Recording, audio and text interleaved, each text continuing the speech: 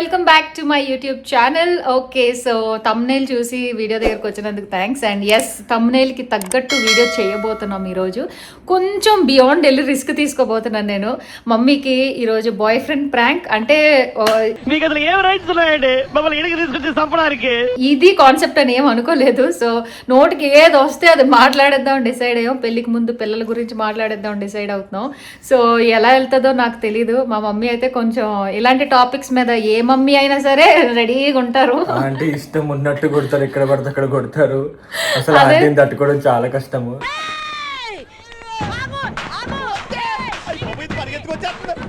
చాలా భయం వేస్తుంది ఇప్పటి నుంచి. నాకు ఇప్పుడు కెమెరా సెట్ చేయడం పెద్ద పని. ఇప్పుడు అక్కడ కిచెన్ దగ్గర డైనింగ్ టేబుల్ దగ్గర ఇప్పుడు మమ్మీ భోజనం చేసే టైము. సో భోజనం చేసే టైం కాబట్టి ఆ భోజనం మా డైనింగ్ టేబుల్ దగ్గర ఎక్కడైనా 2 కెమెరాలు సెట్ చేసి ఈ వీడియో ఎలా వస్తుందో చూద్దాం. నేను పెళ్లికి ముందే పిల్లలకి అందామని ప్రాంక్ చేయబోతున్నాను. మీకు ఈ ఆలోచన ఎలా వచ్చింది? నాకు ఈ ఆలోచన ఎందుకు వచ్చిందని అడిగే బదులు మీకెందుకు రాలేదని సిగ్గుపడండి. I know guys, I'm very sorry. But మా మమ్మీ చాలా చాలా స్వీట్ మెమరీస్ నాకు కావాలి కాబట్టి ఇదంతా షూట్ చేస్తున్నాను. లెట్స్ గో అండ్ వాచ్ ఎలా వస్తుందో.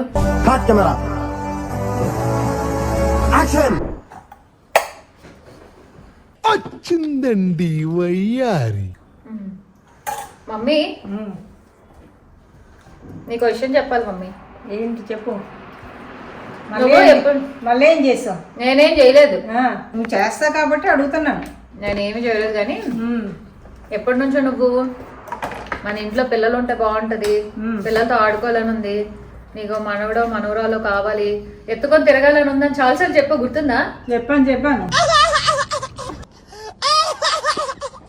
నీకు విషయం చెప్పాలి ఇప్పుడైతే.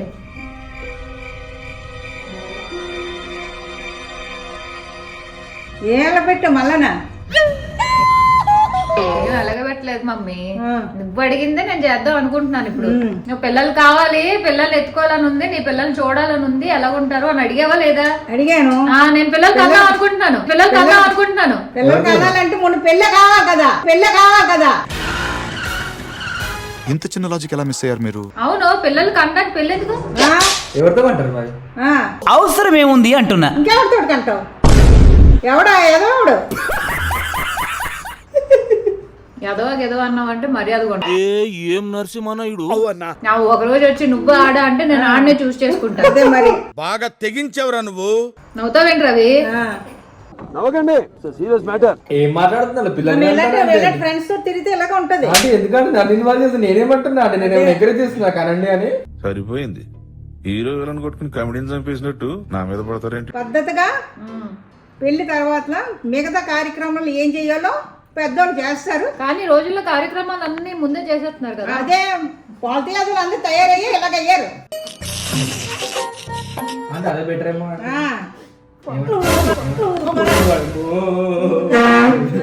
ఇలాంటి సలహాలు ఇయ్యి నువ్వు ముందును.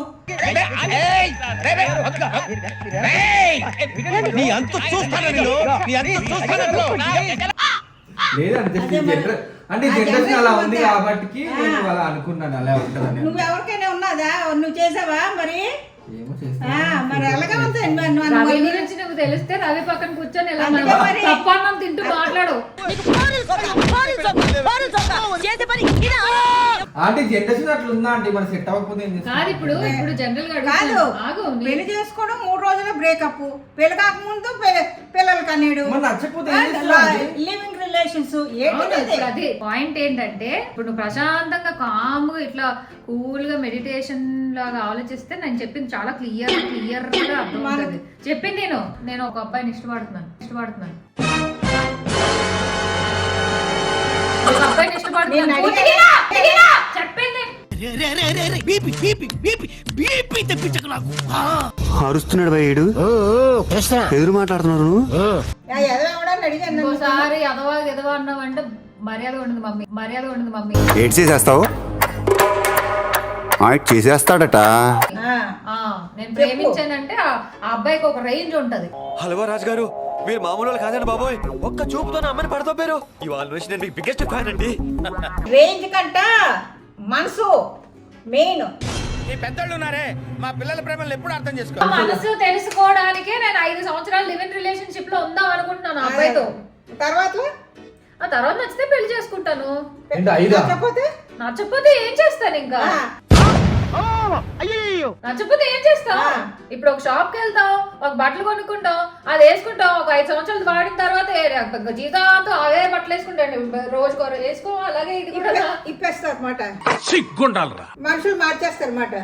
మనుషులు మార్చడం అనరు దాన్ని, సెట్ అవ్వకపోతే వదిలేసుకోవడం అంటారు. అదే మరి మళ్ళీ సెట్ చేసుకోవడం. మరి అలా నేను ఇప్పుడు ఒక అబ్బాయితో జెన్యూన్ గా 5 years లివ్ ఇన్ రిలేషన్షిప్ లో ఉంటాను అంటున్నాను, పెళ్లి చేసుకుంటాను అంటున్నాను.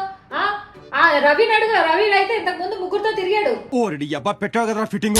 ముగ్గురుతో తిరిగి ఇగో ఇక్కడ కూర్చున్నాడు. ముగ్గురు వదిలేశారు. సెట్ అవ్వాలి, అందుకే హ్యాపీగా ఉన్నా. మళ్ళీ ఇంక పోయి చూసుకుంటా. మరి ఆ ముగ్గురుతో నేనేం చేసాడు అడుగు గట్టిగా. ఏం చేయలేదు అంటే అర్థం చేసుకున్నాం అంటే అర్థం అవ్వాలి. ఏంటిది మాకేంటిది అంటున్నాను. అర్థం చేసుకోవడం అంటే ఏం చేస్తారు చెప్పండి సార్. చింత చెట్టు కాడ ఉన్న చింతామణి. అర్థం కావట్లేదు. ఒకసారి చెప్పండి అర్థం అంటే అలానే ఉందండి జనరేషన్. సెట్ అవ్వట్లేదు అంటే ఎవరెవరు తగ్గట్లేదు, ఎవరెవరు అడ్జస్ట్మెంట్ అవ్వట్లేదు. ఏం చేస్తాను చెప్పండి, లైఫ్ పాడైపోతుంది కదా. పాడైపోతుంది, ఒకసారి బాగా పాడైపోతుంది. అయ్యో అవునా? అదే మరి ఈ అమెరికా వచ్చేది అదే కదా ఆంటీ. రవికైతే రవికైతే అమీర్పేట్ లో పంజగుట్ట ఓయోలో సబ్స్క్రిప్షన్ లో కూడా అన్నా నమ్మలేకపోతున్నాను అన్న. మరి అంత లేదులే అంటే చిచ్చి. మరి అంత లేదు. అంతే ఎంత ఉంది. Don't under estimate the power of a common man. అలాగా 3 సంవత్సరాలు ముగ్గురుతో సహజీవనం చేశాడు. లివ్ ఇన్ రిలేషన్షిప్ లో ఉండి వర్కౌట్ అవ్వక విడిపోయాడు. నీకెవరైనా నచ్చితే ముందు పేరెంట్స్ కి చెప్పు. డాడీ ఉన్నారు, మేము ఉన్నాం, ఆంటీ అక్కడ అత్తలు ఉన్నారు. ఇగో డాడీ ఒప్పుకోరనే విషయం ఊర్లో అందరికి తెలుసు. అర్థమైంది, డాడీ స్ట్రిక్ట్. నాకు తెలీదు. నేనైతే ఫస్ట్ లివ్ ఇన్ రిలేషన్షిప్ లో ఉండి, నేను చెప్పింది నేను లివ్ ఇన్ రిలేషన్షిప్ లో ఉండి అప్పుడే నేను అబ్బాయిని పెళ్లి చేసుకుందాం అని అనుకుంటున్నాను. ఈ గ్యాప్ లోనే మాకు ఏమైనా సెట్ అవుతుందా అవ్వదా అనేది అన్ని చూసుకోవాలి కదా. అన్ని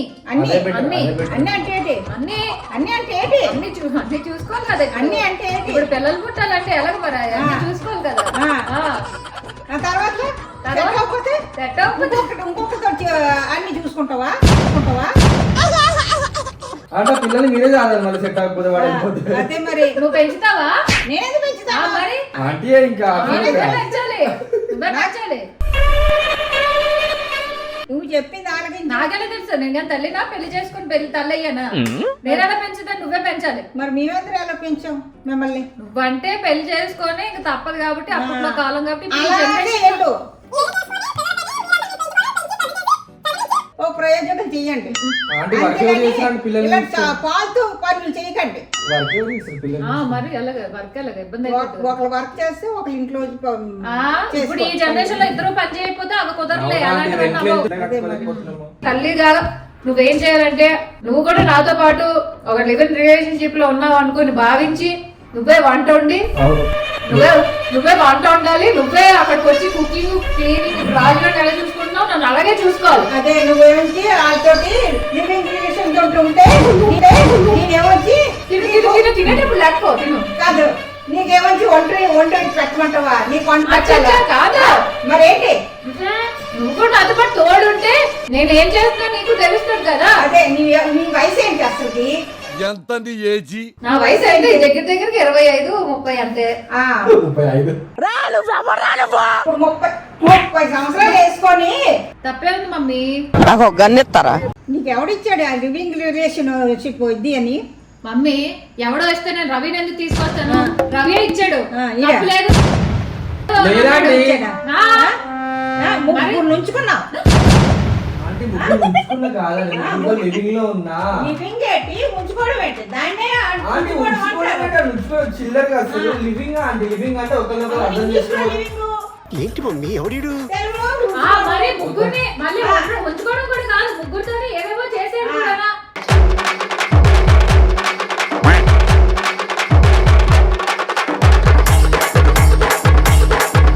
మగాడు ముగ్గురిని పెట్టుకున్నా లివింగ్ లో మగాని కాబట్టి.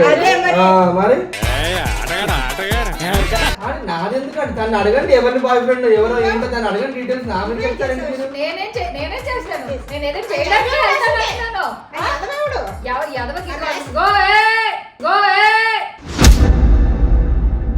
నేను పెళ్లి చేసుకోబోయే అబ్బాయి నువ్వు ఎదవా ఎదవా అంటే నేను ఊరుకోనా? ఏం చేస్తున్నావు సరిగ్గా చెప్పు. ఏమి చేయట్లేదు. చెప్పేసేయండి ఎవరో ఆ? ఎప్పుడో ఒకరోజు చెప్పాల్సిందిగా చెప్పండి. చెప్పు. ఏంటి చెప్పింది? ఆ, నువ్వు ఎదవా ఎదవా అని అనుకో. ఆ, నేను పెళ్లి చేసుకో. చెప్పానా? చేసుకో. నేను చెప్పానా? పెళ్లి చేసుకుంటాం ఎప్పుడు అన్ని సెట్ అయితే ఆ. అన్ని అన్నీ అయిపోయిన తర్వాత అన్నీ అయిపోవడం అంటే అయిపోవడం కాదు, అన్ని సెట్ అవ్వాలి మమ్మీ. సెట్ అవ్వకపోతే ఏం చేస్తావు? మమ్మీ ఎంతసేపు ఇంకొకరు సెట్ చేస్తావా? అంటే నేను కూడా అదే చేస్తున్నా కదా ఆంటీ. సెట్ అవ్వకపోతే ఏం చేస్తావు? చూడు అబ్బాయి కూడా అదే చేస్తాడు. ఆంటీ ముగ్గురు నువ్వు నీలో అంటే అది వద్దాంటి వద్దాంటి కొట్టదా ఆంటీ. నీలాంటి తిరిగి రా, ఇది ఎలా తయారైంది? అలా కొడతారా ఆంటీ ఇంటికి వస్తే? నీలాంటి తిరిగి ఎలాగైంది? ఏం చేద్దాం అనుకుంటున్నావు నువ్వు? నేను 5 years రిలేషన్షిప్ లో ఉందాం అనుకుంటున్నాను. ఇప్పుడు నా ఏజ్ తక్కువ ఆ, తక్కువే కదా. తక్కువ. అచ్చి, 33 తక్కువే కదా. సంవత్సరాలు. ఓరే! అయిందా బాగైందా పెళ్లి చేసుకో. ఆంటీ పర్లేదు ఆంటీ మమ్మీ చూద్దాము, ఇప్పుడు సెట్ సింపుల్, అవుతుందో ఇప్పుడు 30 సంవత్సరాలు ఉన్నాను కాబట్టి ఇప్పుడు ఒక 5 సంవత్సరాలు 6 సంవత్సరాలు లివ్ ఇన్ రిలేషన్షిప్ లో ఉన్నాను అనుకో, ఎంత 35 36 వస్తాయి. 36కి కరెక్ట్ గా పెళ్లి సెట్ అయిపోతే పెళ్లి అయిపోద్ది. 40కి పిల్లల్ని కనేస్తాను. 50 కడుగుతారు ముడ్లు. ఇప్పుడు అందరూ 45 50కే కదా పిల్లల ముడ్లు కడుగుతారు. పిల్లలు పెంచమని నాకు ఒక చెప్తు కానీ. కోసం పుట్టావురా నువ్వు రిచ్చర్ కోసం పుట్టావురా నువ్వు ఆయన మా ఆయన చాలా మంచోడు. ఆ, మా ఆయన ఎంత కడుగుతాడు. పెంచాడో ఇప్పుడే తెలిసిపోతుంది. ఎందుకు లివింగ్ రిలేషన్షిప్ అంటున్నావు కదా. ఆంటీ చారేనా? ఆంటీ చారేనా? ఆయన రమ్మని లేదు, నేనే వెళ్తాను అన్నాను. ఆ, నీకు సిగ్గుందా? అయితే సిగ్గుందా? అలాంటి మాట్లాడుతున్నా? కాదు, ఇంతకు పెళ్లికి ముందు నువ్వు డాడీ ఎప్పుడు ఇలాగా లివ్ ఇన్ రిలేషన్షిప్ లో లేవా? లేదు. మరి ఎలా చేసుకున్నావు గుడ్డిగా? లేదు. అంతే అంతే నమ్మకం. నేను నమ్మకం. ఆ నమ్మకం లేవండి కలియుగంలో. మనిషి మీద మనిషికి నమ్మకం. ఇప్పుడు ఉన్న వాళ్ళందరూ నమ్మించి అలాగే మోసం చేస్తున్నారు. 3 బ్రేకప్లు అయినాయి ఆంటీ నాకు 3. బ్రేకప్ అనరమ్మా దాన్ని. ముగ్గురిని 3 ఇంట్లో పెట్టాడు. పెద్ద మగాడు వచ్చాడు. పెద్ద మగాడే. ఫ్లాష్ మ్యాన్ కష్టంగా ఉందా ఆంటీ ఈ జనరేషన్లో అబ్బాయి సెట్ చేసుకోవడం? మరి పందాన్ని పెట్టుకో. పందాన్ని ఎందుకు? పందాన్ని పెట్టుకొని సరిపోతుంది కదా, కష్టం పొందే. దానికోసం పని గురించి కాదు. కాదా ఆంటీ, అంటే మనకు సెట్ అవ్వడం అంటున్నా. మరి అన్ని ఇంటి పని ఒంటి పని అన్ని చేయాలి కదా. సార్ మీరు కామెడీ చేయకండి సార్, సీరియస్ గా మాట్లాడుతున్నారు. తప్పే ఉంది. లివ్ ఇన్ రిలేషన్షిప్ లో ఉంటే అబ్బాయిని తెలుసుకుంటాం. సెట్ అయితే సెట్ అయితే చేసుకుంటాం. ఓకే, లేకుంటే వెళ్ళిపోతుంది అశ్విని మన సమాజం. నువ్వు వెనకబడిపోతున్నావు. ఆంటీ మీరు ఇంత ఓల్డ్ ఉంటే అవ్వదా ఆంటీ? ఫారినర్ లాగా ఆలోచించాలి. Yeah, of course. నాకు తెలియక అడుగుతున్నాను. ఇప్పుడు రిలేషన్షిప్ లో ఉండి ఇప్పుడు పిల్లలుగా నేను పుడితే ఏం చేస్తావు? మరీ ఇంత ఓవర్ ఎక్స్పెక్టేషన్ తట్టుకోలేకపోతున్నాను భయ్య. పిల్లలు పుడితే ఏం చేస్తాం? కనేస్తాం. ఆ, కనేస్తాను.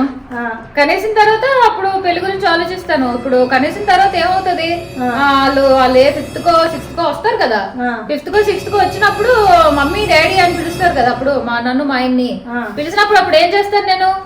వాళ్ళు కూడా మా పెళ్లికి వచ్చి ఇలాగా కన్వీనియంట్ గా ఫైనాన్షియల్ గా ఇండిపెండెంట్ అయిన తర్వాత పెళ్లి చేసుకుంటాను. అప్పుడు నా కొడుకుని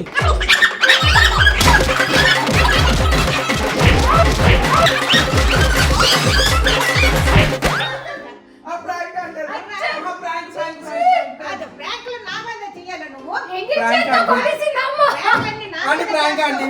ఇది ఆంటీ ఇదిగో కెమెరా కుక్కర్ వెనకాల పెట్టాను, నేనే పెట్టాను. కెమెరా ఉంది అక్కడ. ఇలాంటి వాళ్ళు ప్రాంకులు చేస్తారు ఎవడైనా సరే. ఏ తల్లిగా తండ్రిగా ఎంత బాధ అనిపిస్తుంది ఇలాంటి వాళ్ళు సరే ప్రాంకులు సరే చేస్తే. ఊరుకో. నువ్వు ఇప్పుడు ఎంగిల్ చేస్తాను ఎందుకు కొట్టావు నాన్న? సర్లే నువ్వు ఏడవక ఇప్పుడు ఎందుకు ఎలాగా. సరేలే ఏది సరదాకు మమ్మీ, సరదాగా మాట్లాడకూడదా ఇంకా పేరెంట్స్ తోని? ఏడవద్దు. దేనికి ఇందులో ఏడవడానికి ఏముంది? అబ్బా చెప్పురా మీ ప్రాంక్ అని. ఆంటీ ప్రాంక్ ఆంటీ ఇదంతా మేము కావాలని ఆట పట్టిస్తాం మిమ్మల్ని, అంతే తప్ప ఇంకోటి ఏం లేదు. అలా చేయకు. అబ్బా. ఇలాంటి వీడియోలు చేయొద్దు అశ్విని. భోజనం దగ్గర అలా చేయొద్దు. లేదు మమ్మీ అలా చేయకు. తినేసేళ్ళు తిను మమ్మీ ముందు.